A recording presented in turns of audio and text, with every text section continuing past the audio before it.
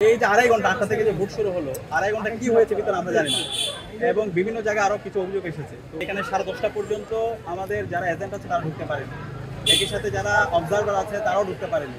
তো যতগুলো সেন্টার সবগুলো সেন্টার আমার যাওয়া হয়েছে শিক্ষার্থীদের যে স্বতঃস্ফূর্ত রেসপন্স শুধু আমাকে নিয়ে না, ঐক্যবদ্ধ শিক্ষার্থী জোটের প্রত্যেক প্রার্থীকে নিয়ে আমরা শিক্ষার্থীদের উচ্ছ্বাস দেখতে পাচ্ছি।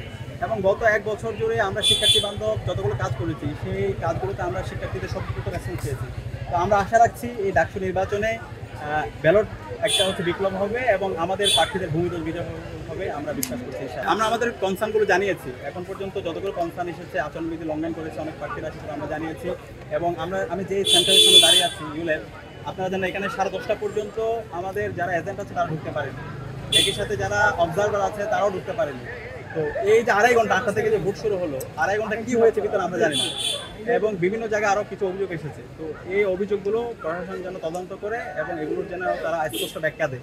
এবং একই সাথে এটা আমাদের বারবার বলছে যে সমস্ত স্টাফরা নির্বাচন বানচাল করার চেষ্টা করছে, সেই স্টাফদের বিরুদ্ধে এখনো যেন তাদেরকে অ্যারেস্ট করা হয়, এখনো যেন তাদেরকে রিমান্ডে দেওয়া হয় এবং এটার সামনে কে নেপথ্যে সেটা যেন বের করে নিয়ে তাদেরকে দৃষ্টান্তমূলক বিচারের আওতায় নিয়ে আসা হয়।